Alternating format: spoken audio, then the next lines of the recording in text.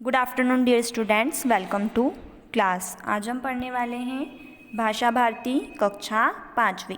भाषा भारती में आज हम पढ़ेंगे पाठ 2 बुद्धि का फल। बुद्धि यानी कि अक्ल। यहाँ किंवदंती के अनुसार बिरबल अकबर के दरबार में एक महत्वपूर्ण मंत्री था और बिरबल अत्यंत चतुर व बुद्धिमान था। बिरबल और अकबर की हम लोगों ने बहुत सारी कहानियाँ सुन रखी हैं। उन्हीं में से एक कहानी यह भी है। एक दिन की बात है कि बादशाह अकबर के दरबार में लंका के राजा का एक दूत यानी जो समाचार लाने वाले होते हैं वह आया। उसने बादशाह अकबर से एक नई तरह की मांग करते हुए कहा कि आलम पन्हा, आपके दरबार में एक से बढ़कर एक बुद्धिमान, होशियार और बहादुर दरबारी मौजूद थे। हमारे महाराज ने आपके पास मुझे एक घड़ा भरकर बुद्धि लाने के लिए भेजा है।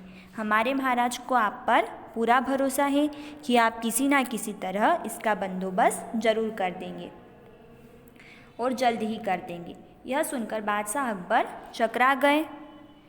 उन्होंने सोचा, घड़ा भरकर बुद्धि का बंदोबस्त कैसे किया जा सकता है? बुद्धि कोई देखने वाली चीज़ तो होती नहीं है।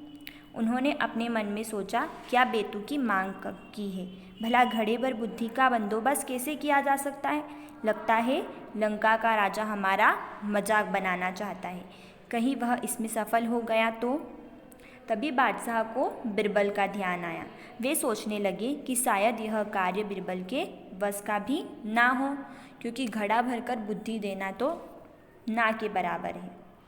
मगर फिर भी उसे बताने में बुराई ही क्या है। जब बिरबल को बादशाह के बुलवाने का कारण ज्ञात हुआ तो वह मुस्कुराते हुए कहने लगा, आलम पन्हा, चिंता की कोई भी बात नहीं है, बुद्धि की व्यवस्था हो जाएगी, लेकिन इसमें कुछ हफ्ते का वक्त लग सकता है।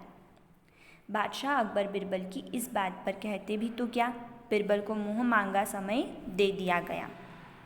बिरबल ने उसी दिन शाम को अपने एक खास नौकर को आदेश दिया छोटे मुंह वाले कुछ मिट्टी के घड़ों की व्यवस्था करने का। नौकर ने फौरन बिरबल की आज्ञा का पालन किया। घड़े आते ही बिरबल अपने नौकर को लेकर कद्दू के एक बेल के पास गया। कद्दू की बेल यानी जो कद्दू के फल लगते हैं ना, उनकी जो बेलें होती हैं, वह बेल के पास गया। उन्होंने नौकर से एक घड़ा ले लिया। बिरबल ने घड़े को एक कद्दू के फूल पर उल्टा रख दिया। इसके बाद उन्होंने सेवक को आदेश दिया कि बाकी सारे घड़ों को भी कद्दू के फूलों पर उल्टा रख दो। बिरबल ने इस काम के बाद सेवक को उन घड़ों की देखभाल और सावधानीपूर्वक करते रहने का हुक्म दिया और खुद वहाँ से चले गए। बादशाह अकबर ने कुछ दिन बाद इसके बारे में पूछा तो बिरबल ने तुरंत उत्तर दिया, आलम पन्हा, इस कार्य को हो चुका समझे, बस 2 सप्ताह का समय और चाहिए, उसके बाद पूरा घड़ा बुद्धि से लबालब भर जाएगा। उन्होंने बादशाह अकबर से कुछ दिन का समय मांगा था। वो इसलिए मांगा था ताकि घड़े में कद्दू का फल उग जाए और वह घड़ा पूरा भर जाए।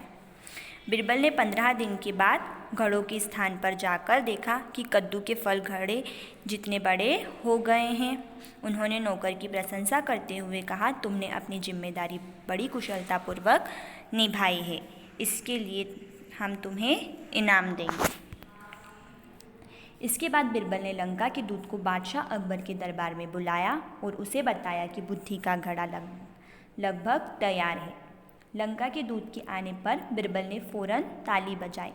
ताली की आवाज़ सुनते ही बिरबल का सेवक एक बड़ी थाली में घड़ा लिए हुए बड़ी शान से दरबार में हाजिर हुआ। बिरबल ने घड़ा उठाया और उसे लंका के दूत के हाथ में दे दिया। लीजिए श्रीमान, आप इसे अपने महाराज को भेंट कर दीजिएगा। भेंट करना यानी उपहार देना। भेंट कर दीजिएगा, लेकिन एक बात अवश्य ध्यान रखिएगा कि खाली होने पर हमारा यह कीमती बर्तन हमें जैसा का तैसा वापस मिल जाए। बिरबल ने क्या कहा कि खाली होने पर हमें यह बर्तन जैसा का तैसा मिल जाए। अब आप सोचो कि घड़े में कद्दू पूरी तरह से भरा हुआ है, वह बाहर निकलेगा क्या? नहीं निकल पाएगा, क्यों नहीं निकल पाएगा? क्योंकि घड़े का मुंह छोटा है और उसमें रखा हुआ कद्दू बड़ा है। अगर उसे निकालने की कोशिश करेंगे तो घड़ा भी टूट जाएगा। इसीलिए बिरबल ने क्या कहा कि आप बर्तन हमें जैसा का तैसा वापस लौटा दीजिएगा। इसमें रखी बुद्धि का फल भी तभी प्रभावशाली साबित होगा जब इस बर्तन को कोई भी नुकसान नहीं पहुंचेगा। इस पर दूत ने बिरबल से पूछा, हुजूर, क्या मैं इस बुद्धि के फल को देख सकता हूँ? दूत ने बिरबल से क्या पूछा कि क्या मैं इस बुद्धि के फल को देख सकता हूँ? हाँ हाँ ज़रूर, बिरबल ने अपनी गर्दन हिलाते हुए कहा। और हाँ, अगर आपके राजा को कुछ और बुद्धि की आवश्यकता पड़े तो हमारे पास ऐसे 5 घड़े और तैयार हैं।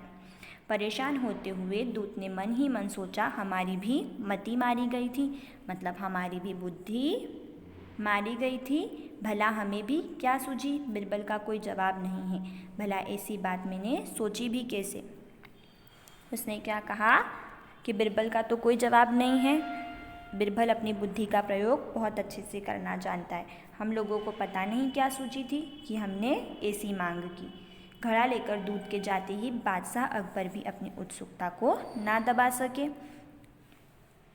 उत्सुकता यानी कि जानने की इच्छा। उत्सुकता को न दबा सके, वे फौरन बोल उठे, बिरबल, बुद्धि का फल हमें भी तो दिखाओ। अभी अभी तुम कह रहे थे कि ऐसे 5 घड़े और भी रखे हैं। अभी मंगा देता हूँ आलम पन्हा, बिरबल ने यह कहा। बादशाह के कहते ही घड़ा मंगवा दिया गया। जैसे ही उन्होंने घड़े में झाँका तो उन्होंने पूरा का पूरा घड़ा कद्दू से भरा हुआ पाया। देखते ही बादशाह को हंसी आ गई। वे बिरबल की पीठ ठोकते हुए कहने लगे, मान गए भाई, तुमने भी बुद्धि का क्या शानदार फल पेश किया है। लगता है इसे पाकर लंका के राजा के बुद्धिमान होने में तनिक भी देर नहीं लगेगी। बिरबल ने अपनी बुद्धि का प्रयोग कितने अच्छे से, कितनी बुद्धिमानी से किया। लंका के राजा को भी यह सोचना चाहिए था कि बुद्धि कोई दिखने वाली चीज़ तो है नहीं जो घड़ा भरकर बुद्धि मंगवा ले। पर फिर भी बिरबल ने अपनी बुद्धिमानी से उस समस्या को हल किया। वैसे ही हमें भी कुछ समस्याओं को अपनी बुद्धिमानी से हल करना चाहिए। यही हमें इस कहानी से सीखना मिला है। Thank you. Have a nice day.